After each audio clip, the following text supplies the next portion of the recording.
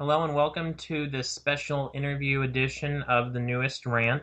I am talking with Dave Ebersole and Delia Gable.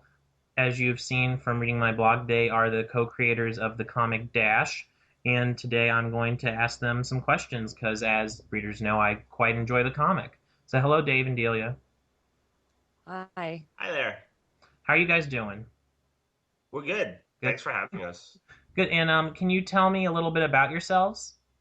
Yeah, my name's Dave Ebersole. I'm the writer uh, of Dash. Outside of writing comics, I'm also a theater director and playwright.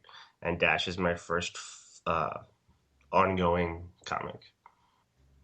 I'm Delia Gable. I'm an artist. Um, I let's see. Wait, what was the question Tell me about again? yourself, background. Okay. I studied fine arts and illustration. Um, and yeah, Dash is probably my first ongoing comic too. I had a graphic novel that I did before that, and then I'm working on. I just started another. I just finished the number one of another project, Eating Vampires, and I'm looking at some future stuff now. And I'm moving across the country in 2 weeks. So, A lot going on. yeah. So, where did the idea for Dash come from, and how did Northwest Press, the publisher, get involved? I'll start. The idea for Dash came that to try to make this very long story short, I ended up getting sick and I had to stop doing a lot of things that I normally do, and I ended up just kind of throwing myself into comics because they were the thing I loved that I could continue to do. And I had heard this interview with Scott Snyder, and he said, "Write the comic that you want to read," which had never occurred to me before. Because I kind of always did. I never wanted to write like because I like comics so much. I kind of did. I wanted to really like I didn't want to like to make the step to create something to try to make comics. I was a little tentative about it because I kind of didn't want to see how the meat was made. You know what I'm saying? Mm-hmm. Uh, but then so that so when I heard that write the comic you want to read, I was kind of a little floored. I didn't even know what that would have been. And then it just all came to me. Like everything I love just is kind of packed into the series. The 1940s kind of this kind of undercurrent of this kind of supernatural stuff. This kind of like ancient history relic stuff that's about to pop up in the arc. Um, it's all just kind of combined and congealed. And what was the hook for me is that it's set in the 1940s and Dash is openly gay because he has to be. And that was the hook for me because it's like how do we tell that story truthfully Mm-hmm. instead you know what I'm saying, like how do we tell that story, what would that guy's life actually be like? So that's kind of where it kind of all started. And I had known Delia through a mutual friend, and I always thought Delia was way too cool for me. Stop it. I'm gonna let Delia take it from there. No, why? That's a terrible opener. My No, it's God, not. hate you.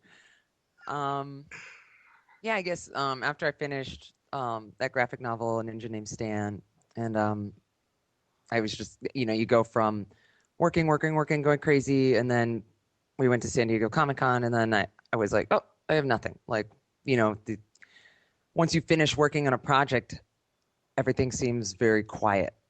So I was looking for a new project, and our mutual friend contacted me and said, "Oh, can you just give him advice on his script?" And just very casually.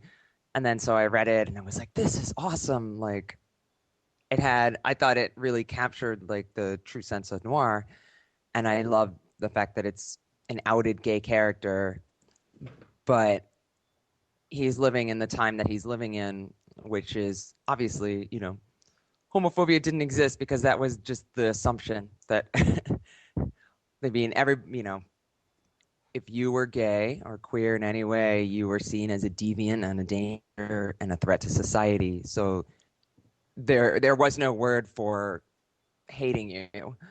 Um, You just what? And yeah, it just was. That was the default. Like, why would there be a special word for it? Why would there be a special word for, any prejudice? So, um, yeah, and I thought it had this kind of like this snappy humor that is also an essential part of noir. So I was excited, and I emailed Sarah back, and I was like, "Oh, is he looking for an artist? Because I would love to throw my hat in the ring and audition or whatever needs to be done because I would really like to be involved." And she was like, "Oh, actually, we were hoping that you would say that." So, oh, that was smooth. Um, so, That was and then we just unbeknownst to me, started. by the way. I did not know Sarah sent you the script. Yeah, she's an orchestrator of Yeah, she's things. orchestrated it. She goes, "Why don't you just email him directly and tell him that you loved it?" So I did, and then we got to talking, and you know, we'd only known each other peripherally, so we'd never had a real conversation. Like, and so yeah, we had a couple things in common already, but before we started talking, but we didn't really know each other.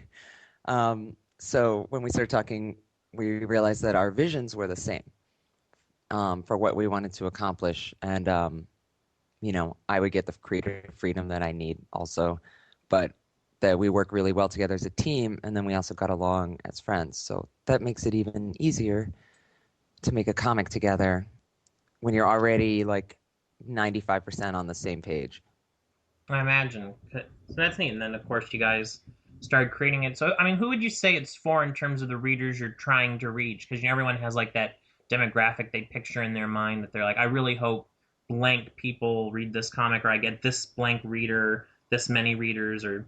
I think it's for everyone. Not to be cliche or generic, but I mean, unless you're really not into any kind of, there are only a few people I can think of who wouldn't be into it once they started reading it. If you hate mystery, or if you hate, you know, snappy quips, or you hate time period stuff, then maybe it wouldn't be for you. But I think anybody else would enjoy it. I think when you're creative, you hope that whatever you are creating, anyone can take something away from it. Mm-hmm. Yeah, I'm a totally. music teacher, so like that's Yeah. what I think of when I'm teaching my kids. Not to interrupt, but No, it's fine. That's exactly it. I like your answer. That's part of being creative, and so many people are not creative anymore, or they don't think they can be. And I think that takes a lot. I hear many, not even adults, say, "I'm not good at that," or "I never was." And I hear that all the time. I'm like, it just doesn't matter, really. no, Just unless make a thing. you have to start somewhere. So Yeah. Totally. Yeah, I'm like, we all just didn't spring fully formed from the forehead of like creative gods. yeah. If only. But I mean, speaking of Dash, from the first issue, I found him to be a character I really liked and emphasized with. So, what was the process like for creating a character like Dash? I mean, was the goal to make him someone that the audience would like, someone the audience would emphasize with, regardless of their own sexual identity, race, age, etc.? Like, how did you make him a character that was so likable? Not a Mary Sue of being perfect, but still like, hey, I really like this guy. If he were a real person, I could be his friend, kind of character. The he there because I think he's constantly conflicted. Like, I don't know if you noticed, but sometimes the things he's thinking and then the things he's saying are completely opposite. Like, they're completely opposite, and I think we all kind of like uh, that's a lot of us. And I think that's easily relatable. He's also he's a real homage to this whole like Raymond Chandler, Dashiell Hammett kind of a guy, and those guys are fun. Like, I want to hang out with those guys.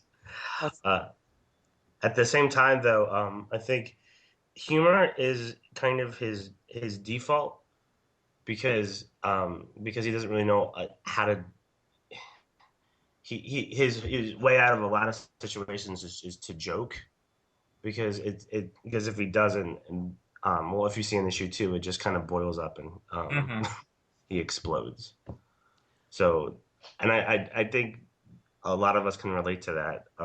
We spend 2/3 of our life trying to make other people laugh, and I think we all kind of do that. And I think that's why he's really relatable.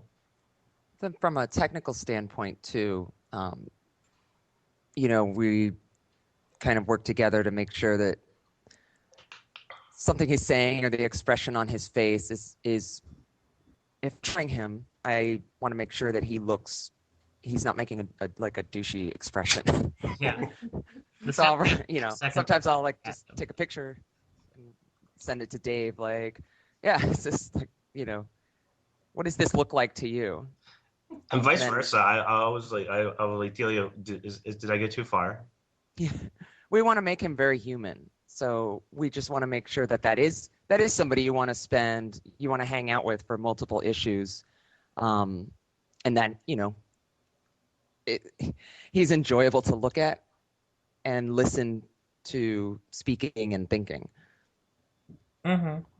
And reading it, having read the first 3 issues, I was a bit surprised when the story for Dash sort of started to make its supernatural aspects more evident. Because at first it sort of seems like a regular murder mystery. What made you guys want to wait until the story kind of got going to introduce the more otherworldly elements?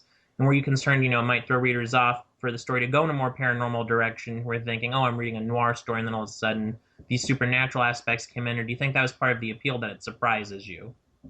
I think it's a little bit more like, he doesn't live in a paranormal universe. It's not Buffy the Vampire Slayer.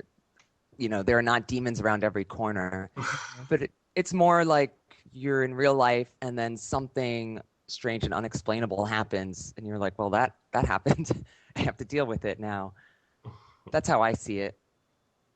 The part of what I love of a good story is that it jerks you around a lot, but not in a good way, if that makes any sense. Mm-hmm. The I really want people, when they go back and read the whole thing, that they can go back to issue 1 or even the first 2-3 pages of issue 1, and they're like, oh, they told me that was going to happen.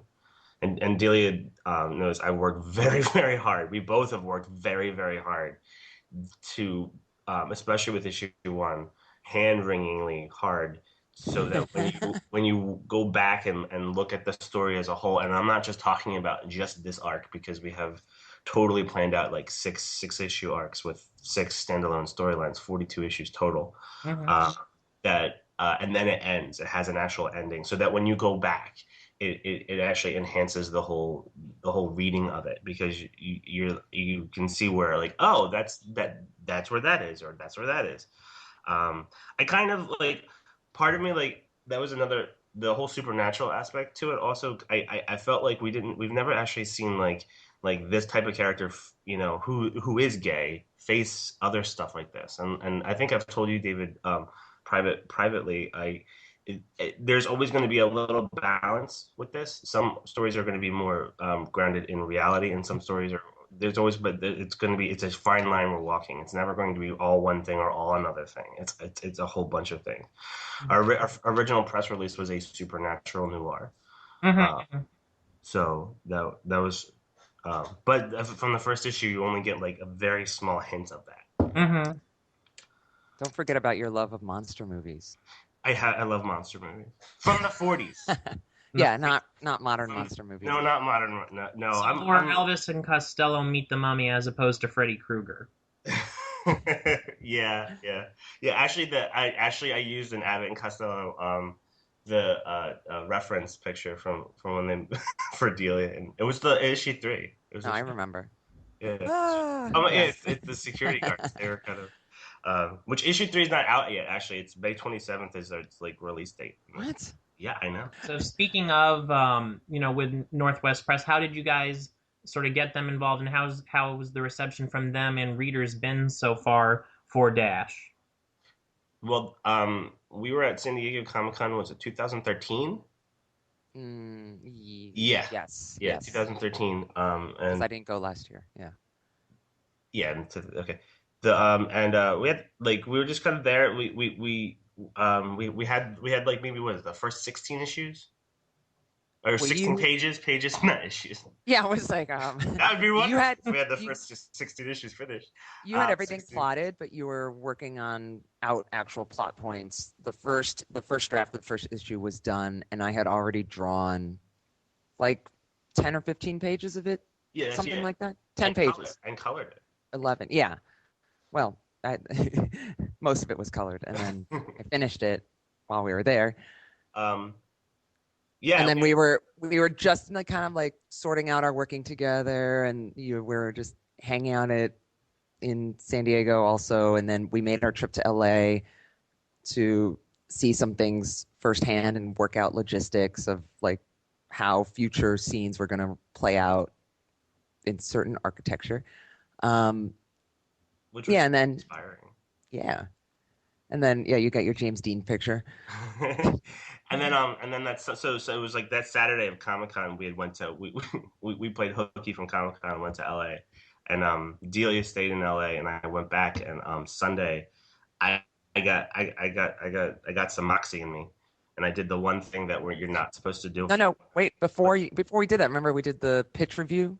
We did. Workshopping, and the guy was really, complimentary, so that kind of gave us some excitement, and then you took that excitement when I was sleeping off my night in LA still, and you went to the Northwest Press Table and just where you were asking some people more, like you asked him for just a pitch review. Well, I went to the Prism Comics booth. Oh, my bad.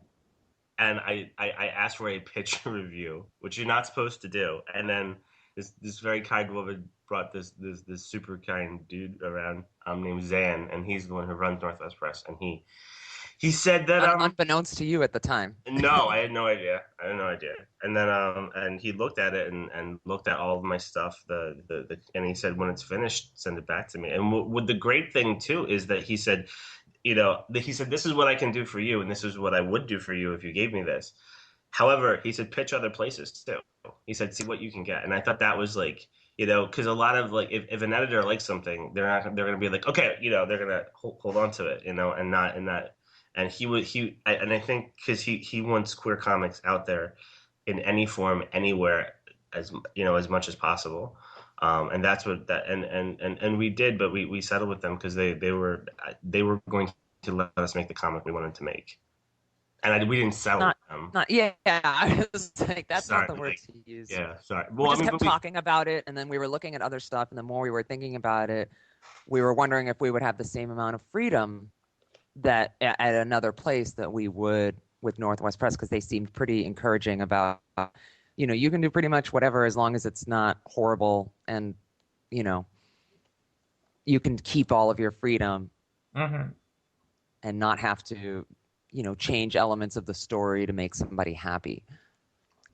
So Zeta has been a fascinating character in the series so far. She sort of varies between seeming like an antagonist to maybe a potential ally for Dash in the quest for his answers. By the end of this arc, will we maybe have a better idea whose side she is on? Yes, I would think so. But I think you're gonna know what side she's on. I don't. Dash won't. Oh, right. So yeah, I've been wondering because there's the mysterious tattoos on certain characters. Will more be revealed about that too by the time we reach the end of this arc, or is that more something for the overall series to slowly be revealed? Both. Both. It's the most enigmatic answer.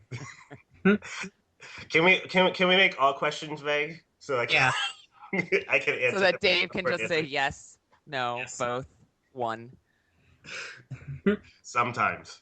But ask again later. Sounds like a magic 8 ball. Magic 8 ball. Yeah, that's a good. That's where that ask again later comes from. For Delia, I've noticed, in the artwork that you draw fight scenes really, really well, whether it's Dash and the bigot cop fighting each other in the second issue, or him fighting a supernaturally powered Zeta. The scenes really flow expertly. I'm curious, what's your secret to portraying action, the way you do? That it, because sometimes fights can look kind of blocky and stuff, but yours have a very good flow to them. So it's sort of a question about your artistic background and just how you go about doing that. You. That's a real compliment, because I those I don't know what my forte is besides faces, so thank you. I think since I have a fine arts background, especially in figure drawing, so I have a lot of understanding of anatomy and movement, and one of my, I guess, driving forces in making art is to put you there, to make you feel through the line. So, and physically, I've taken some Muay Thai classes, and I have a strong awareness of where my own muscles are, so I actually act through what's happening. I see it in my head, and then I mimic the move as closely as possible to try to feel where would the weight of the character be? Where are they standing? Where is the force coming from? Even what are they feeling while that's happening? See, yeah, very cool. So that sort of explains why they look so good, because you have the human figure down more so than someone who maybe hasn't drawn something that way. So that's very neat. And here's a question that you kind of hope the answer is yes, but it isn't always. Is do you think American culture has become more accepting of people differing from the supposed norm in quotation marks in the world Dash faces in 1940 Los Angeles, as an unwillingly outed gay man? Yeah, I definitely think so. There are obviously still deep pockets of resistance, but that's always been the way. Every struggle for that people go through to be seen as people and just be able to live normally and not have their lives outlawed in some way, to have the law work for them, not against them. It's a shame that it's still a struggle now. Like in some ways, you look at the world that Dash inhabits, and it would be great to look around now and say, oh, how far we've come, and how, everything, what a crazy world. But unfortunately, there are still people who have those same attitudes. And, it was such a striated and socially restrictive culture. And depending on where you go in this country or in this world, there are still places like that, where it is just as illegal and just as dangerous to be whoever you are. So that's a little depressing. So we haven't come as far as we should have in 75 years. Yeah. In some ways, yeah. I could go off on a whole long thing, but I'm not going to. I like when you do that. But nobody else wants to hear that, Dave. It's interesting, especially the reaction that the comic has gotten. It has a small audience and it's starting to grow, which is nice. Which actually in a positive way, what's shocking to me is like a lot of people who have come up to me, and there's no there's no way of saying this without like offending somebody, but they were like, I like it, like it's not as gay as I thought it was going to be. Which really, the action wasn't a pretext for romance or sex, right? And they're shocked that they like the story so much, or like that, like something could be about someone who's gay and still, and it's not just all about sex or something like that. I had a guy at a con saying, "This is how a gay comic should be." Like very like adamantly like that, like in my face, and I was like, thanks. I mean, you're like, well, I made it, so don't yell at me. However, at the same con, there was a kid who was passing the table, and he was kept on looking, and like I was sharing it with somebody, and they were doing like commissions, and so this family kind of stopped, and they were doing commissions, and this kid kept on trying to look through my comic, and the father had kind of browsed my comic and like took it out of the kid's hands and like put it away, and he said he actually like threw it on your table and like a little bit, yeah, away, yeah, like he was just like really. Well, after he himself saw the it's just page the splash page. 9, he saw the splash page of the two dudes kissing, like, and just like was like, ah. But like when you tell a kid they can't look at something, that's what's the one thing they want? They want to keep on looking at it. So like, and the kid, they're doing a commission, and they're just standing at the table, and he keeps on trying to look at it. I'm like, I don't think your dad wants you to see that. And then I'm like, oh my gosh, I just became the guy at a con. He's like, I don't think your dad wants you to see that. And it was so it's like it's such a weird double edged sword because there's it's just a weird double edged sword that I think that we're all still kind of working through. Yeah, which I mean certainly is my You question. know. Frustrating because that kid could have read it. The kid could read it and enjoy it. Mm-hmm. I mean, that almost leads into the question of, the comment you often hear is people will say, like, oh, I don't mind gay characters in my comics, but I don't want to read a gay comic.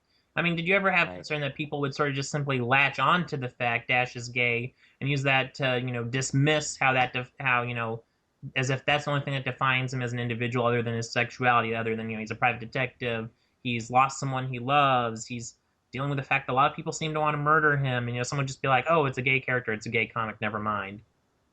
I think we even run that risk as people of being tokenized and put into a category. I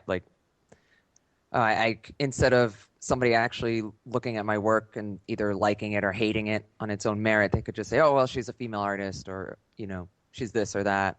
And the same with Dave. So it's just a risk that I think you always run. But at least they would be reading it and hopefully enjoying it. They wouldn't just pick it up and say, "Oh, I heard this was a gay comic, so I have no idea what the story is about, but here it is." Mm-hmm. Although if you make a sale, then you can't be too mad. Yeah. Or, they just pirated it. Oh, yeah. I love this question because for me, there's so much to unpack in this question. Just this one question alone. Yes, I'm deep. Well, yeah, like I was, but then in the reverse too, and Delia can tell you, I struggled and she's had to talk me out of one or two things where I feel like maybe sometimes who is our audience, and we want our audience to be everyone, but then it's like, oh my goodness, like, well, maybe am I shying away from sexuality too much, or do I need to do I need to make it like more accessible for a gay audience? Am I shutting them out by trying to make it accessible to everybody else? And I was like, maybe I should just maybe there should be a sex scene here. And Delia's like, why? She'll talk me out of it, and it's because it's not part of the story, and I mean, as much as we love sex scenes. Right. It's like it doesn't. I was like, that's a choice that doesn't make sense in this context. Right here, it sounds like you're trying to prove something. Mm-hmm. So it's very tricky to try to write something like this that a broader audience can reach, but at the same time, you don't want to it's. Dave also reads every review, so then it gets in his head when people say things. I love reading reviews. I love reading reviews. I do too. Of stuff. Just even though that's a writer thing, I think. Yeah.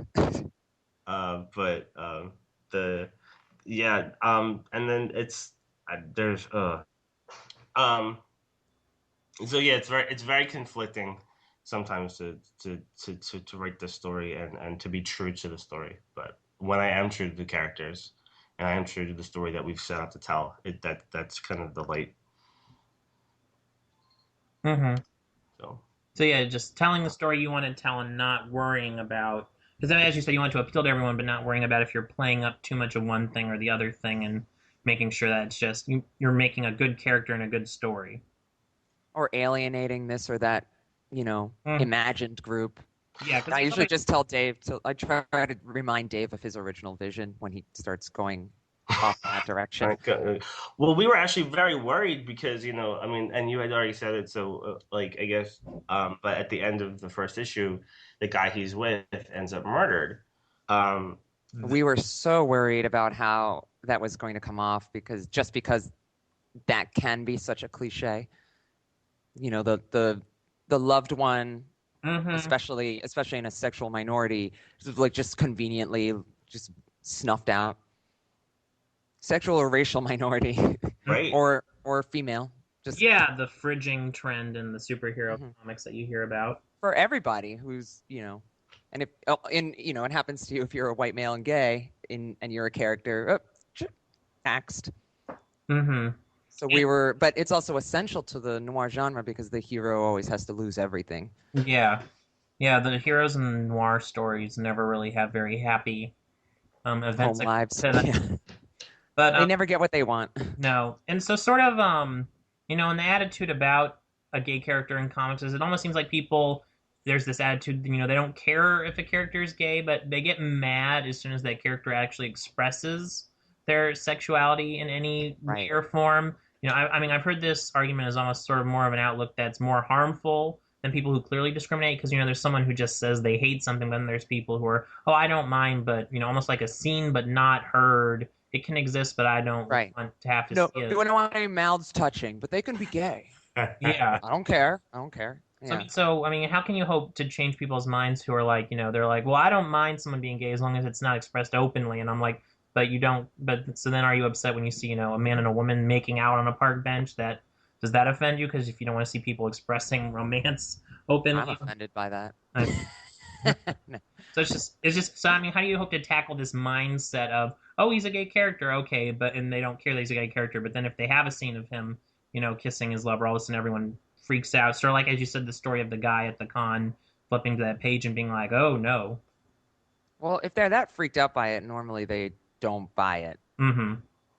Like as soon as they're gone, as soon as one of us says the pitch, which is unfortunate, but Yeah, what can you do? They've already decided that it's not for them and they don't want anything to do with it even before looking. You know, they've only seen the cover and they're already 2 words and they're gone. Mm-hmm. Or they flip through and they go, oh, exactly like that, and then they like gingerly put it back and like kind of look away and like, oh hey, there's my friend over there, and they walk off. Yeah. Oh, what? Oh, I got a phone call. No, we've had people. They're having a lot. It's actually no. It's especially with the first issue though. They'll look at and they'll get to the point. They're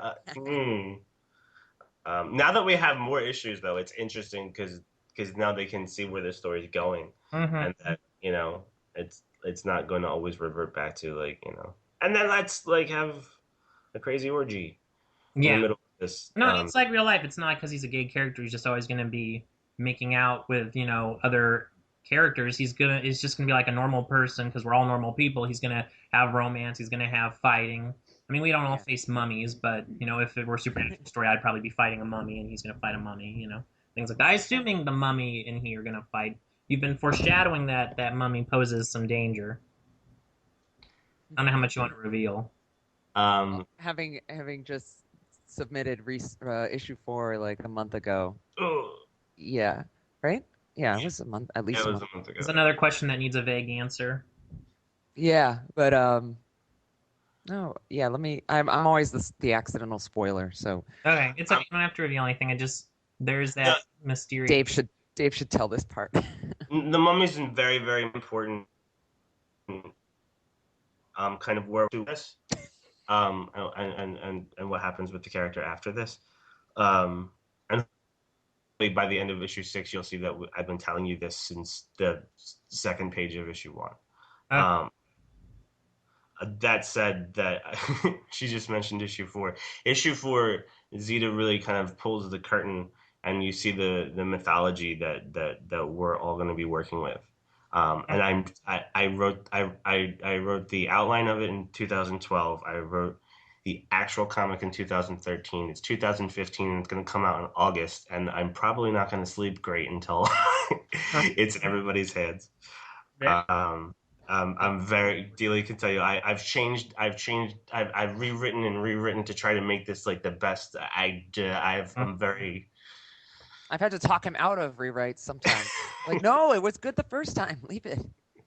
Yeah, and so 2 more questions. One is, it occurred to me, Dave, have you faced the unique discrimination of sometimes comic book readers, they get upset if someone who's not known as a comic book writer writes a comic. If it's someone who's known more for movies or plays, they're like, oh, why are they doing a comic? They don't know anything, regardless of if they actually do, or if it's a singer like, you know, Gerard Way of My Chemical Romance doing Umbrella Academy, which people love, but at first when they were announced, it was like, oh, another celebrity trying to do a comic. Or, so do you face that thing of people being like, oh, he doesn't have a ton of comics to his name, he's known for some other media format it must mean this is going to be bad. Have you ever faced any sort of uh, pushback from that? Because I hear of people who aren't known specifically for comics facing difficulty from just fans who go, oh well, if they aren't based in comics, I'm gonna be mad. Well, my celebrity status does tend to overshadow my comic work. Makes it really hard to hang out. No, not at all. And I think part of why I wish I had more. Like I wish I had more. Um, that I could present. And I am working on more. Comics just take so. Stuff. I'm sorry? Which leads into my question of what things you guys have on the horizon in the future relating to Dash and other projects you might be working on. We have a couple, just us together. We have like 2 back burner that we're slowly stirring. Mm-hmm.